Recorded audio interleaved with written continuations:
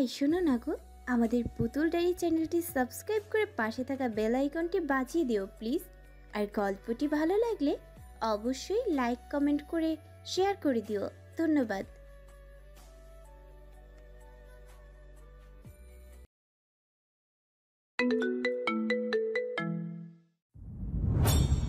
ফারাদ কিছু বলতে গিয়েও পারল না, কোথাও শব্দ এসে গলাতেই আটকে যাচ্ছে। আর আসিল সে তো তাকায়নি পর্যন্ত। ফারাদের দিকে কথা তো বাদই দিলাম।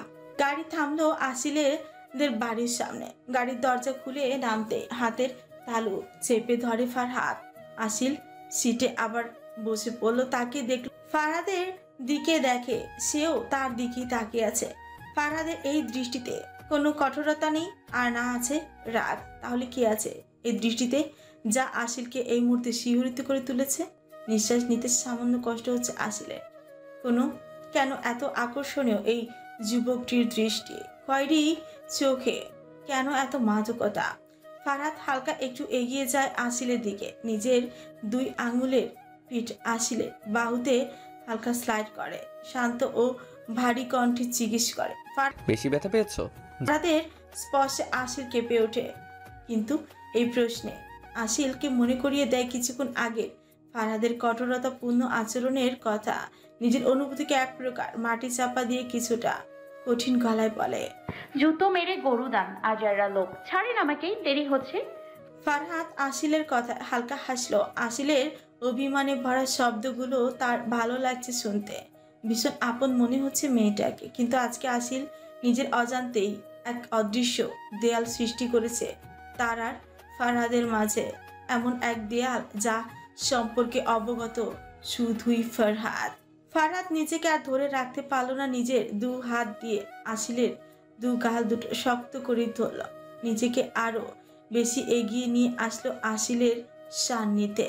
নিজের খাড়া নাক আসিলের নরম গালে স্লাইড করতে শুরু করলো। ভারী কি নিঃশ্বাস নিয়ে আসিলের শরীরের সুঘ্রাণ নিজের মধ্যে প্রবেশ করাতে ব্যস্ত হলো সে।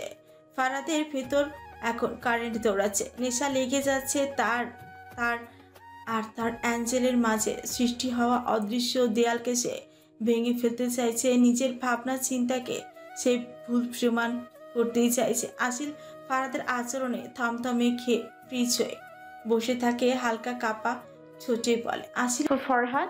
আসিলের আওয়াজে ফারহাদ চোখ খুলল। নিজের আচরণের অবসান ঘটে দ্রুত গতিতে নিজের সিটে এসে বসলো, হাত স্টিয়ারিং এ আর দৃষ্টি সামনে রেখে নিজেকে মনে মনে খাতানাত গালাগাল করলো।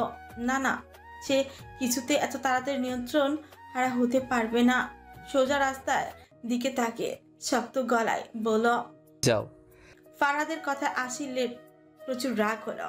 সে কি ইচ্ছে করে বসেছিল নাকি? আসিল কিছুটা ক্রুদ্ধ হয়ে বলল, আমারও কোনো ইচ্ছে নেই আপনার গাড়িতে বসে থাকার।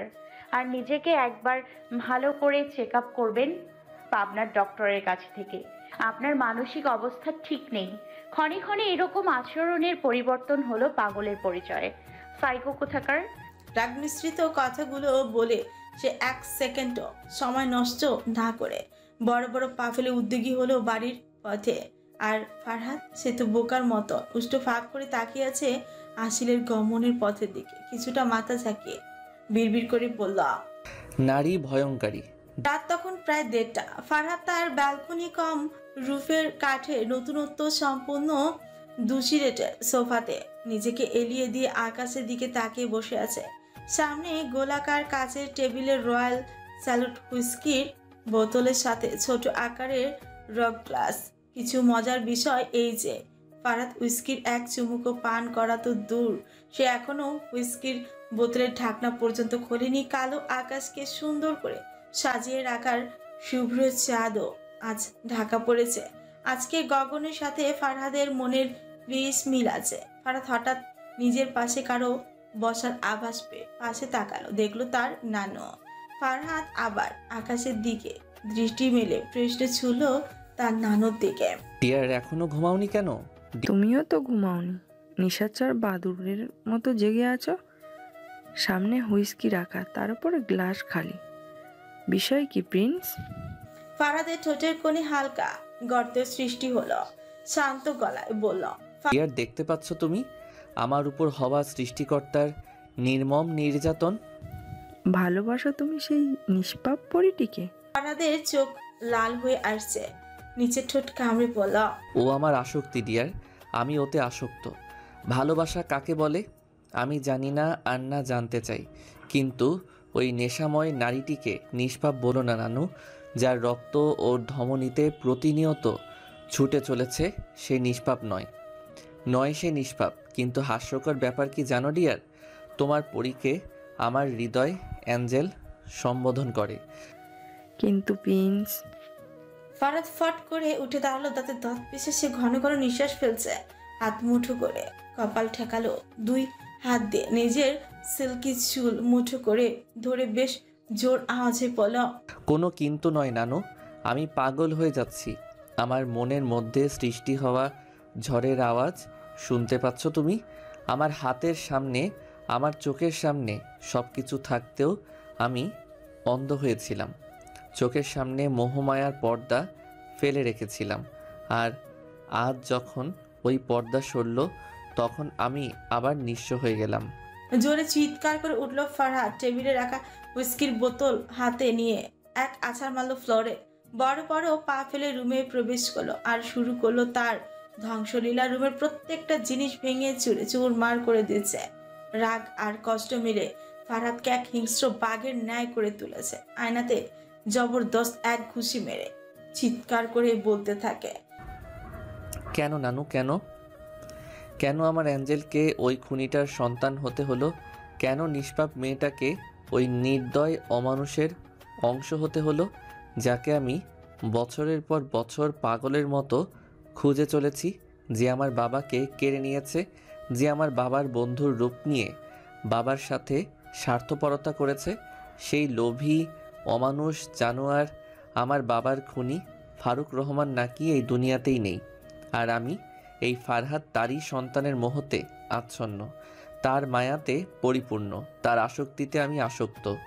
আমার এই কৃষ্ণবর্ণ হৃদয় মাঝে তার শুভ্রতায় বসবাস। ফারহাদ ছুটে গিয়ে তার রক্তমাখা হাতে নানুর দুগাল চেপে ধরে। নিজের প্রাণপ্রিয় নাতির এরকম আচরণে ভীষণ কষ্ট হয়, গাল বেয়ে গড়িয়ে পড়ে নোনা জল। ফারহাদ তার নানুকে ঝাঁকে পাগলের মতো প্রলাপ করতে বলতে থাকে, ডিয়ার বাবা এখনও আমার স্বপ্নে আসে, তার পুড়ে যাওয়া বিধ্বস্ত লাশ এখনও আমি দেখতে পাই। আমি ঘুমাতে পারি না, সবসময় মনে হয় আমি ফারুক আর জাফরকে হাতের সামনে পেলে নিজের মনের আনন্দে খুন করব তাদের। ঠিক যেভাবে আমার বাবা তর্পে ছিল, তার থেকে 1000 গুণ বেশি যন্ত্রণাদায়ক মৃত্যু দেব আমি তাদের। কিন্তু আমার ভাগ্য দেখো, একজনকে হাতের নাগালে পাচ্ছি না, আর একজন এই দুনিয়া থেকেই উধাও। কথাটি বলেই ফারহাদ মাথা চেপে ধরে বসে পড়ল বিছানায়। নানু ধীর পায়ে হেঁটে ফারহাদের পাশে বসে তার মাথায় হাত বুলাতে শুরু করে। ফারহাদ কিছুটা শান্ত হলে নানু অসুস্থ গলায় বলে, এই সব কিছুতে সেই নিষ্পাপ পরীর কি দোষ প্রিন্স? আমি মেয়েটার চোখে তোমার জন্য ভালোবাসা লক্ষ্য করেছি। মেয়েটা তোমায় ভালোবাসে। পরীটির শুভ্র মাথা হৃদয় কষ্ট দিও না। ফারহাদ বাঁকা হাসল। ডিয়ার, ওর সব থেকে বড় ভুল যে ও ফারুক রহমানের মেয়ে। আর ভালোবাসা, তার ভালোবাসাময় অনুভূতি সম্পর্কে অবগত আমি ডিয়ার। আর রইল কথা কষ্টের, সেটা তো তাকে পেতে হবে। তার বাবার পাপের প্রায়শ্চিত্ত তাকে করতে হবে। দূরে ঠেলে দিয়ে আবার আপন করব। ফারহাদ, সব কিছু আবার পরখ করে নাও। তোমার বাবার মৃত্যুর পিছনে ফারুক রহমান এর আদৌ কোনো রকম হাত ছিল কিনা সেটা ভালো করে জেনে নাও। এমন কিছু ভুল করো না যে ভুলের জন্য তোমাকে পরে পস্তাতে হয়। নানু ফারহাদের হাতে ব্যান্ডেজ করতে চাইলে ফারহাদ বাধা দেয়। নানু আর কথা না বাড়িয়ে ফারহাদের রুম ত্যাগ করে। এটা নতুন বিষয় নয়। যখনই নানু সামনে তার বাবার খুনি হিসেবে ফারুক রহমানের নাম নিয়েছে, ততবারই তার নানু এই বিষয়ে ভালো মতো তদন্ত করার কথা জারি করেছে, যেটা এখন আবার হলো। আর ফারহাদ বিরক্ত হয়ে তার নানুকে বারংবার একটাই প্রশ্ন ছুড়ে দিত যে, কেন সে ফারুক রহমানকে তার বাবার খুনি হিসেবে মেনে নেয় না? আর তখন সে উদাসীন মনে বলতো, তোর বাবার দুঃখ সময়ের সাথী ছিল ফারুক। দুজনের বন্ধুত্ব অনেক পুরনো। ভালোবাসা ও বিশ্বাসে পরিপূর্ণ ছিল তাদের সম্পর্ক। সে কিভাবে তোর বাবার সাথে বিশ্বাসঘাতক করতে পারে? কিভাবে তোর বাবার খুনি হতে পারে?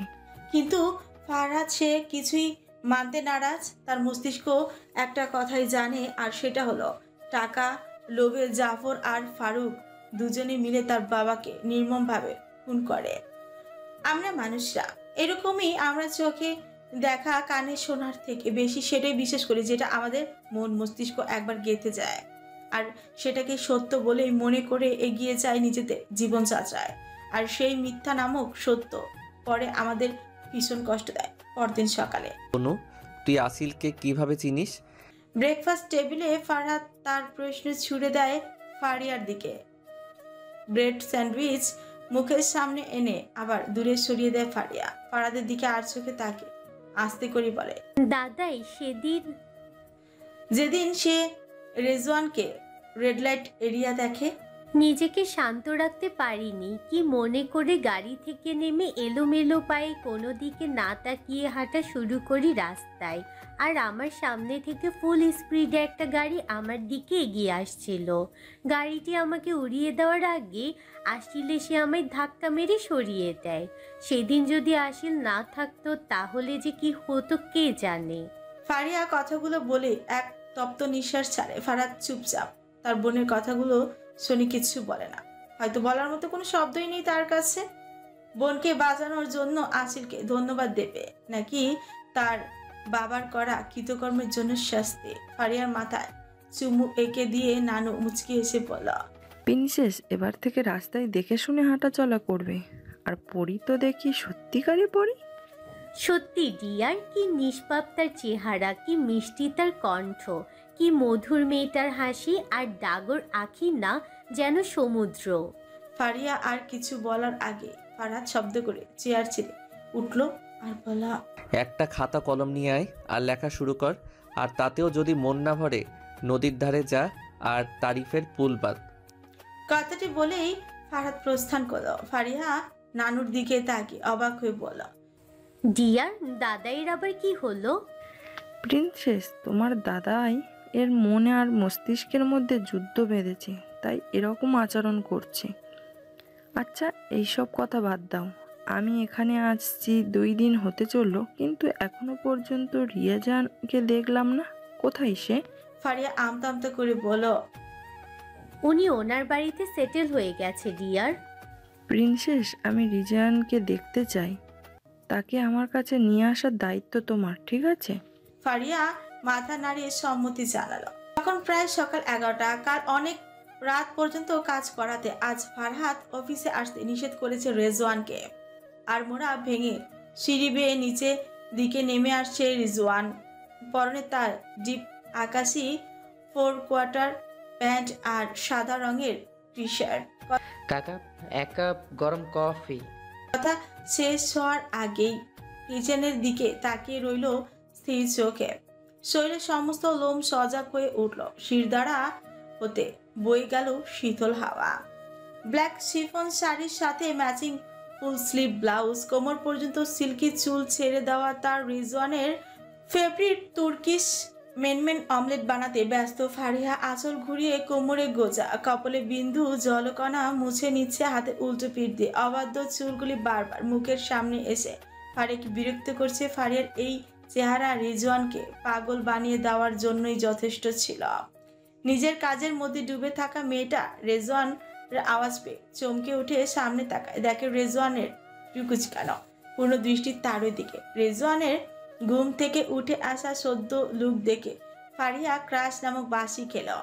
ফারিয়ার মনের মধ্যে জন্ম নিল কিছুটা ভয়, কারণ সেই দিনের কথার পর থেকে রেজওয়ান শুধু ফারিয়াকে ইগনোরই করে এসেছে। ফারিয়ার কল বা মেসেজের রিপ্লাই পর্যন্ত দেয়নি সে। ফারিয়া নিজের ভাবনা চিন্তার মাঝে রিজওয়ানের তার দিকে এগিয়ে আসতে লাগলো। 2 পকেটে হাত গুজে কিছুটা ঘাড় কাত করে ফারিয়ার মুখোমুখি দাঁড়ায়। জিভ দিয়ে ঠোঁট ভিজিয়ে রুক্ষ কঞ্চে বলে, এখানে কি? ফারিয়া মাথা নিচু করে মিনমিনের স্বরে বলে, মেনিমেন অমলেট বানাচ্ছিলাম। আচ্ছা তাই তো, বানানো হয়ে গেছে? জি জি জি। তাহলে তুমি এবার বাড়ি যেতে পারো। কথাটা বলে রিজওয়ান প্রস্থান করে কিচেন থেকে। রিজওয়ানের ব্যবহারে ফারিয়া ভীষণ কষ্ট পায়। কাঁদো কাঁদো চেহারা করে শাড়ির আঁচলে হাত কসলাতে থাকে। কি করবে কি না করবে কিছু বুঝে উঠতে না পেরে ফারিয়া দৌড়ে রেজওয়ানকে পেছন থেকে জড়িয়ে ধরে। রেজওয়ানের পিঠে কপাল ঠেকে হাত দুটো দিয়ে রেজওয়ানের পেট জড়িয়ে ধরে, ফুপিয়ে কেঁদে ওঠে। রেজওয়ান শুধু স্তব্ধ হয়ে দাঁড়িয়ে থাকে। তার শরীরে সমস্ত লোম সজাগ হয়ে গেছে। কিছুক্ষণ আগে সে যখন ফারিয়াকে কিচেনে দেখেছিল, সেই সময় যেমন ফিলিংস হয়েছিল, সেই একই রকম অনুভূতি আবারও জাগ্রত হচ্ছে। তার উপর আজ ফারিয়া কালো রঙের শাড়ি পরেছে, তার উপর আবার তাকে জড়িয়েও ধরেছে। ফারিয়া কান্না রেজওয়ানের ভেতর থেকে জ্বালিয়ে পুড়িয়ে দিচ্ছে, কিন্তু রেজওয়ান এত তাড়াতাড়ি গলবে না। তাই নিজেকে কন্ট্রোলে রেখে রাগান্বিত স্বরে ফারিয়া কি হচ্ছে কি? ছাড়ো আমাকে। ছাড়বো না। ফারিয়া ছাড়ার বদলে আরো শক্ত করে জড়িয়ে ধরে। নিজের নাক রিজওয়ানের পিঠে ঘষে, কান্না মিশ্রিত গলায় বসে। আমাকে মাফ করে দিন রিজওয়ান, আমি খুব সরি, আমার ভুল হয়ে গেছে। আপনাকে অবিশ্বাস করেছি, বাজে কথা বলেছি, না জেনে না বুঝে বড্ড বড় ভুল করেছি। প্লিজ প্লিজ আমাকে মাফ করে দিন রিজওয়ান, প্লিজ। রিজওয়ান ফারিয়ার কথায় চোখ বন্ধ করে ক্ষীণ হাসে, কিন্তু এই হাসি ফারিয়া দেখতে পেল না। তপ্ত নিঃশ্বাস ফেলে রিজওয়ানের নিজের হাত উঁচু করে তার পেটের উপর ফারিয়ার ধরে রাখা হাতটা উপর হাত রেখে নিজেকে ছাড়িয়ে নিল। ফারিয়ার মুখোমুখি হয়ে 4 পা পিছিয়ে দাঁড়ালো। হতভম্ব চেহারায় শহীদ অশ্রুসিক্ত নয়ন নিয়ে তাকে আছে ফারিয়া রেজওয়ানের দিকে। রেজওয়ান তার 2 পকেটে হাত গুজে নিজেকে একটু ঝুঁকে ভাবলেশীন গলায় পড়ল, তোমার ভয় করছে না একটা ক্যারেক্টারলেস ছেলেকে এইভাবে জড়িয়ে ধরতে? যার চরিত্রের ঠিক নেই সে তো তোমার সাথে যা ইচ্ছে তাই করতে পারে। আর মিস, প্লিজ আমার কাছে ক্ষমা চেয়ে আমাকে ছোট করবে না, কারণ তোমার আর আমার স্টেটাসের মধ্যে অনেক পার্থক্য রয়েছে। In the end I am just the son of a little driver in your house. ফুপাতে থাকা ফারিহা আবার হু হু করে কেঁদে উঠল।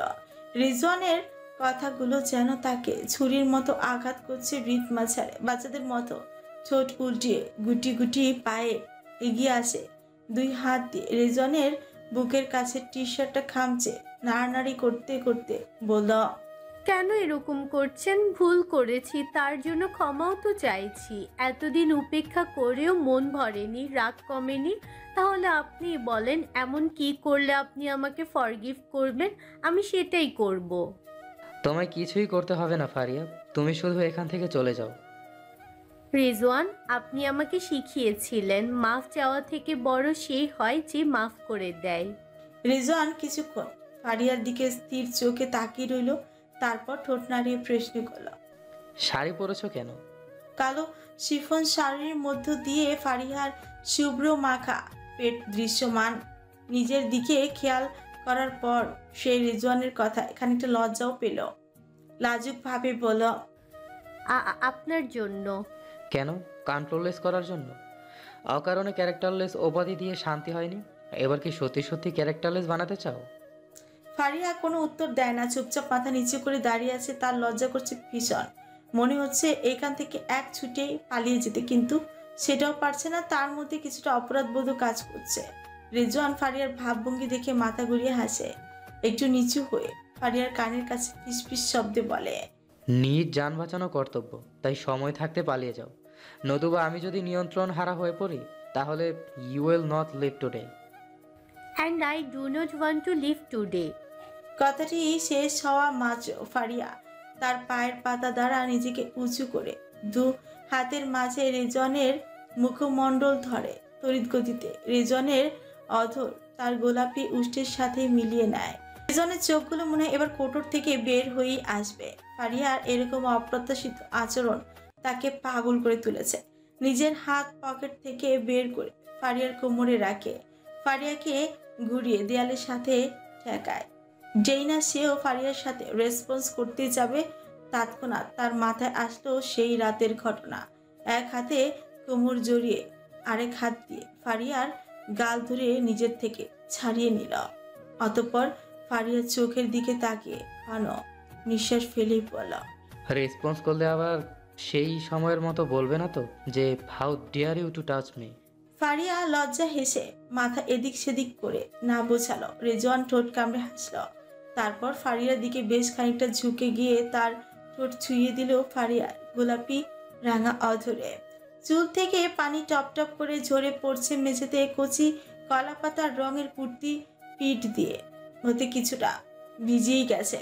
ভেজা চুলগুলো কোনো রকম তাওয়াল দিয়ে পেঁচিয়ে ধোয়া কাপড়গুলি মেলতে পা বাড়ল বারান্দার দিকে। কিছুক্ষণ পর কাপড়গুলি মেলে রুমে প্রবেশ করে দাঁড়ো ড্রেসিং টেবিলের সামনে। মাথা থেকে তাওয়াল খুলে হেয়ার ড্রায়ার হাতে তুলতে নজর যায় আয়নার দিকে। আয়ান সোফায় হেলান দিয়ে বসে মনের আনন্দে ফোনে স্ক্রল করে যাচ্ছে। আয়নার মধ্যে আয়ানকে দেখতে ভয়ে কেঁপে উঠে আয়শা। বুকে হাত রেখে জোরে নিঃশ্বাস ফেলে পেছন ফিরে চোখ গরম করে আয়নার দিকে তাকাতে দেখলো সেও এক ভ্রু উঁচু করে তার দিকেই তাকিয়ে আছে। শান্ততা দৃষ্টি সদ্য গোসল করে আসা আয়শা ইতিমধ্যে ঘামতে শুরু করেছে, সাথে রয়েছে কাঁপাকাঁপি। আয়ান আয়শার মুভমেন্ট লক্ষ্য করে বাঁকা হাসল। সোফা থেকে উঠে এগিয়ে আসতে লাগলো আয়শার দিকে। আয়শাও কম কিসে, সেও পিছোতে লাগলো। পিছাতে গিয়ে এক সময় তার পিঠ ঠেকলো ড্রেসিং টেবিলের সাথে। নিজেকে সরিয়ে নিতেও পারল না। এতক্ষণে আয়ান তার দিকে টেবিলের উপর হাত রেখে আয়শাকে বানিয়ে নিল তার বন্দিনী। আয়শা কিছুক্ষণ হাঁসফাঁস করে ধীর কণ্ঠে বলল, সরুন। কথাটি বলে এক প্রকার আয়ানকে সরিয়ে হাঁটা ধরল দরজার দিকে। কিন্তু পা বাড়াতে না বাড়াতে আয়শার হাতে টান পড়ল, আর তৎক্ষণাৎ থেমে গেল আয়শার চলমান পা দুটো। পেছনের দিকে না ঘুরে নিজের হাত ছাড়াতে মরিয়া হয়ে উঠল। হাত ছাড়ুন। কেন ছাড়ব? এইটুকু অধিকার আমার আছে। After all you are my future wife. Ayan কথাটি বলেই আয়শাকে হ্যাচকা টানে নিজের সান্নিধ্যে নিয়ে আসলো। কোমর টেনে নিজের সাথে মিশিয়ে নিল। আয়শার মুখের সামনে আসা অবাধ্য ভিজে চুলগুলি কানের পাশে গুঁজে দিল। আয়নের গরম নিঃশ্বাস এসে পড়েছে আয়শার কপালে, নাকে, মুখে। কাঁপাকাঁপি ঘামাঘামি যেন ক্রমশ বেরিয়ে চলেছে আয়শার। নিজেকে কিছুতে ঠিক রাখতে না পেরে মুখ ঘুরিয়ে নিল অন্যদিকে। আয়শার উপেক্ষাকৃত আচরণ দেখে আয়ানের ভীষণ রাগ হলো। আয়ান আয়শাকে আয়নার সামনে দাঁড় করিয়ে আবার পেছন থেকে জাপটে ধরল। আয়শার কানের কাছে মুখ এনে নিজের থুতনি রাখলো আয়শার কাঁধে। আয়শার পেটে একটু চাপ দিয়ে তাতে ধপ পিছিয়ে পড়ল। ইগনোর দাও আমাকে? কেন রে? আমাকে কি তোর ওই লাফাঙ্গা রাহানের থেকেও দেখতে খারাপ যে আমার দিকে ফিরেও তাকাস না? নম্র ভদ্র আয়ানের এহেন কথায় আয়শা ফিকুচকে বলল, কি সব বলছেন আপনি? পাগল হয়ে গেছেন নাকি? হয়ে গেছি পাগল তোমার জন্য। আয়ান হাত ছাড়ুন, ব্যথা লাগছে আমার। আয়ান ছাড়ার বদলে আরো চাপ দিয়ে নিজের সাথে মিশিয়ে নিয়ে তাতে ধপ চিবিয়ে বলল, আমারও লাগছে। সেটা কি চোখে পড়ে না তোমার? আমার মনের অবস্থা কি সেটা কি জানার চেষ্টা করেছো একবার? কাল থেকে উপেক্ষা করে যাচ্ছ আমায়। কিছুদিনের অবহেলায় এত রাগ, এত প্রশ্ন। তাহলে ভেবে দেখুন তো, আপনার দিনকে দিন করা উপেক্ষা, অবহেলার জন্য আমাকে কতটা কষ্টদায়ক দিন পার করতে হয়েছে।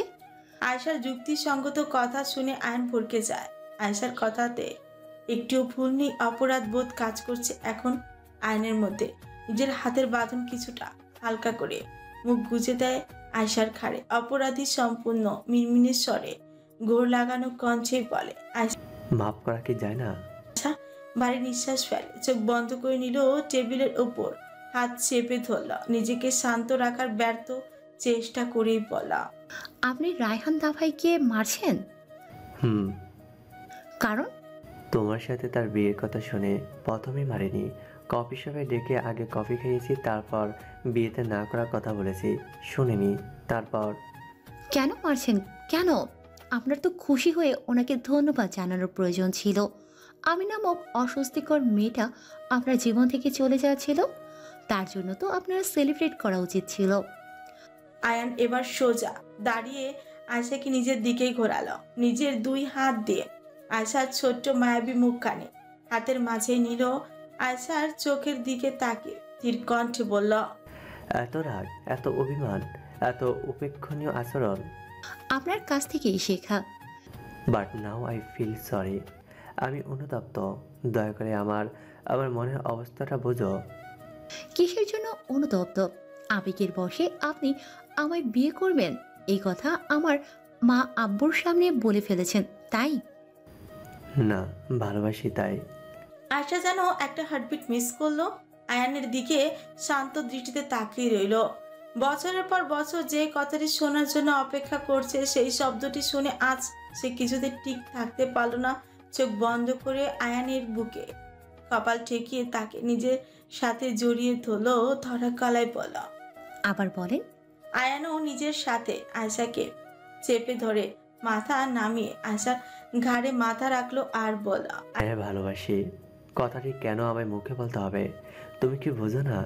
আমার কথা বলার ধরন, তোমার প্রতি আমার আকর্ষণ, সম্পূর্ণ আচরণ, তোমাকে হারানোর ভয়, এইসব কিছু কি তোমায় বোঝাতে সাহায্য করে না যে আমি তোমায় ভালোবাসি? আমি সব বুঝি মিস্টার, শুধু আপনার মুখ থেকে শুনতে চেয়েছিলাম। আয়শার চোখ থেকে গড়িয়ে পড়লো নোনা জল, যেটা খুশির অস্ত্র, যার এক এক ফোঁটা ভালোবাসার মানুষটির জন্য অপেক্ষার প্রহর বর্ণনা করছে। গোধূলি বেলা মনে প্রাণে এক আলাদা আমেজ এনে যায়, যার ফলে দেহ মন বারবার শিউরে ওঠে। ব্ল্যাক হুডি সাথে কার্গো প্যান্ট, স্নেকার্স জুতা পরনে ফারহাদ, হুডির টুপি মাথায় দেওয়া, তার দুই হাত গুজে রাখা, হুডির পকেটে সিল্কি চুলগুলো পড়ে আছে, কপাল ছড়িয়ে চোখের একটু উপরের পর্যন্ত। গাড়িতে হেলান দিয়ে দাঁড়িয়ে সে তার খয়েরি মণিযুক্ত চোখ স্থির পার্কের মধ্যে প্রায় 10-12টা বাচ্চাদের সাথে খেলতে ব্যস্ত এক মায়াবী রমণীর পানে। পরনে তার হালকা ঘিয়ে কালারের সালাউচি প্যান্ট, সাদা ফুল হাতা লেডিস শার্ট, ম্যাচিং হিজাব, সাথে পামশু জুতা। বাচ্চাগুলি তার পেছনে দৌড়াচ্ছে, তো একবার সেই মায়াবিনী প্রহরিণী তাদের পেছন দৌড়াচ্ছে তাদের ধরতে।